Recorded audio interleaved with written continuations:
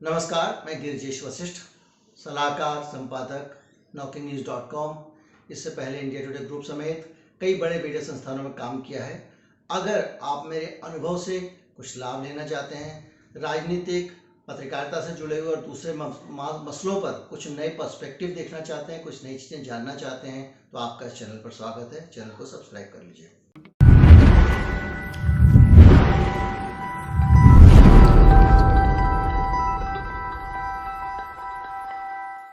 आज हम बात करेंगे मीडिया की साख की। दिल्ली हाई कोर्ट ने आज बेहद गंभीर टिप्पणी की है।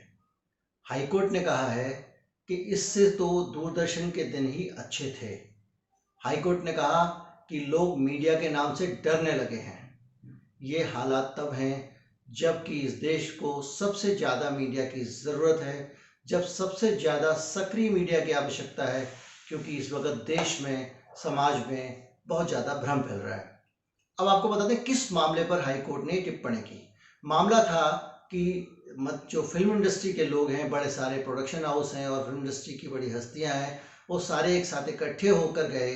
उन्होंने हाई कोर्ट से कहा कि हमारी रक्षा कीजिए, हमको बदनाम किया जा रहा है और हमारे बारे में तरह तरह की झूठी बातें फैलाई जा रही हैं जिनका कोई आधार नहीं है। जाहिर बात है, मामला सुशांत सिंह राजपूत की आत्महत्या से जुड़ा हुआ है और उस मसले पर एक संपादक जो है वो उस मसले पर नहीं है, लेकिन उससे जुड़े हुए एक संपादक जेल में है। दुर्भाग्य ये है कि इस मामले से उनके जेल जाने का कोई लेना देना नहीं है, लेकिन बाकी मीडिया हाउसेस जो है उनसे अटेंशन हट गया है, क्योंकि उनका जो इंटेंसिटी ज़्यादा थी या कहें उनकी ओवर एक्टिंग ज़्यादा थी, इसलिए उन पर नजरें ज़्यादा रहीं। वरना आप देखें तो देश के सभी मीडिया हाउसेस की, करीब करीब सभी मीडिया हाउसेस की यही भूमिका रही है।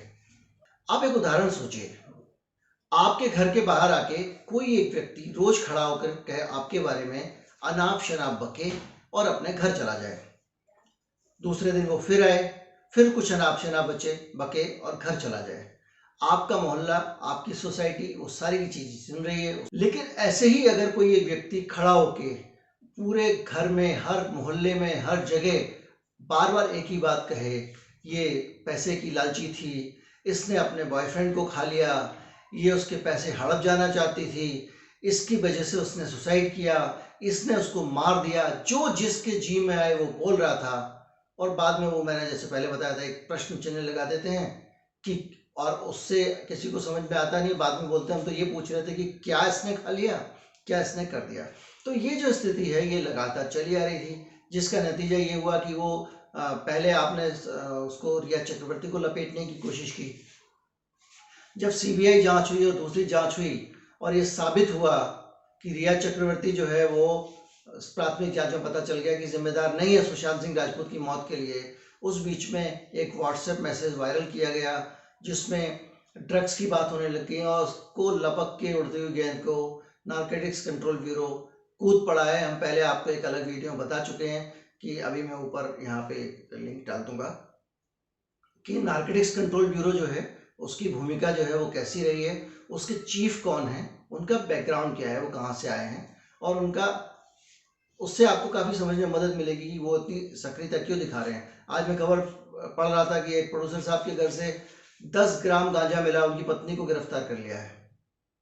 4 और लोग गिरफ्तार किए गए, साथ में उसके साथ में उनका नाम जोड़ दिया गया। 10 ग्राम गांजे की पुड़िया तो पुलिस किसी को भी फंसाने के लिए रख दिया करती है। अब ये है कि उनको पूछताछ के लिए बुलाया जाएगा, वो किसी तरह से अपनी, जिस तरह से वो उसको मैनेज करेंगे, उस मैनेजमेंट में ही सबका भला है, ऐसे ही देश चलता है।